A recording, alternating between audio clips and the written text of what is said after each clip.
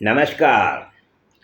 ઓમ વક્રતુંડ મહાકાય સૂર્યકોટિ સમપ્રભુ નિર્વિઘ્નમ કુરુ મે દેવ સર્વકાર્યેષુ સર્વદા. નડતા ગ્રહના શાંતિના સરળ ઉપાય.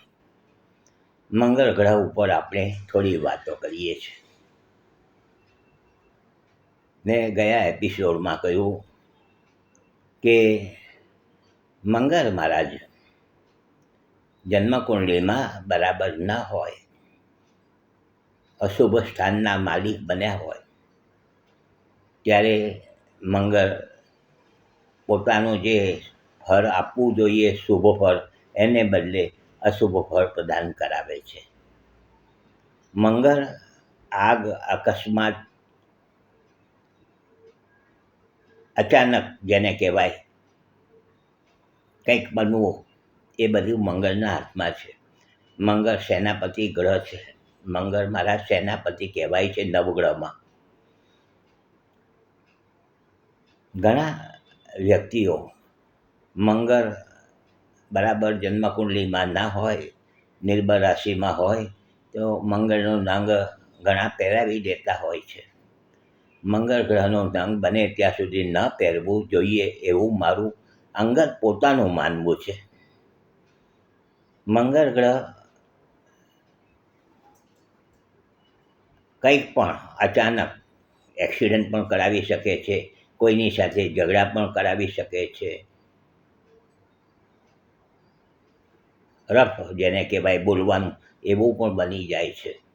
જન્મકુંડળીમાં મંગળ અને બુધ જ્યારે ભેગા થાય છે ત્યારે બુધ એ વાણીનો કારક છે, અને બીજા સ્થાનમાં કે બીજી રીતે આ રીતે યોગ બન્યા હોય ત્યારે આવા વ્યક્તિઓ બોલવાનો, પોતાને શું બોલે છે તે પણ એને ખ્યાલ હોતો નથી. ગમે તેમ બોલી દે છે, સામેવાળાને કેટલીક વખત ઉતારી પણ પાડે છે.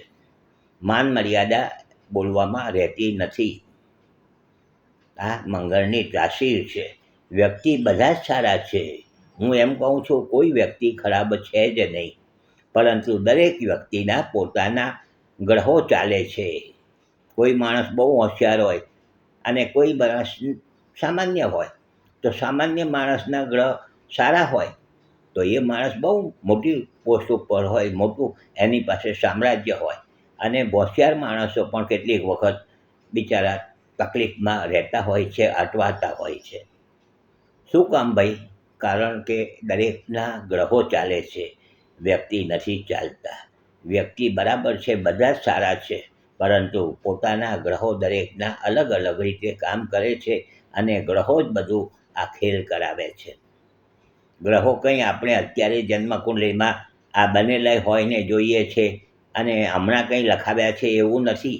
જન્મકુંડલી એટલે આગલા જન્મના જે કંઈક કર્મ કર્યા છે તે આપણે એને ભોગવવાના, અને જે કંઈક બરાબર ના હોય એને સુધારવાનો પ્રયત્ન કરવાનો. આપણા શાસ્ત્રમાં, જ્યોતિષશાસ્ત્રમાં કે આપણા જે શાસ્ત્રો છે એમાં ઉલ્લેખ છે કે તમને જ્યારે કંઈ પણ આવું કંઈ તકલીફ પડે ગ્રહો નક્ષત્રને લઈને કે બીજી રીતે, ત્યારે તમે ચોક્કસ એના ઉપાયો કરજો કે જેથી કરીને તમને એમાંથી રાહત મળશે. આ 100%ની વાત છે. શાસ્ત્રના વચન ઉપર આપણે વિશ્વાસ રાખવાનો છે, નિરાશ થવાની જરૂર નથી. આપણા ગ્રહો બરાબર ના હોય તો નિરાશ થવાની જરૂર નથી, કારણ કે સર્વશક્તિમાન ઉપરવાળો છે, એના ઉપર પૂરો ભરોસો રાખવાનો છે. કાલે સારું જ થવાનું છે એવો મનમાં દૃઢ સંકલ્પ રાખવાનો છે, અને આગળ વધવાનું છે. જો બહુ મોટી વાત છે, આ સ્વીકારજો. આ બધી વાતો હું કરતો હોઉં છું. સારું લાગે તો તમે લાઈક કરજો, શેર કરજો, બીજાને જોવાની ભલામણ કરજો. યુટ્યુબ ઉપર ઘણા બધા એપિસોડો મેં મૂક્યા છે.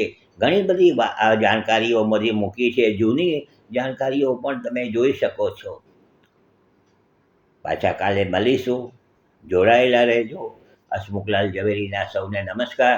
જય શ્રી કૃષ્ણ. ઓમ નમઃ શિવાય.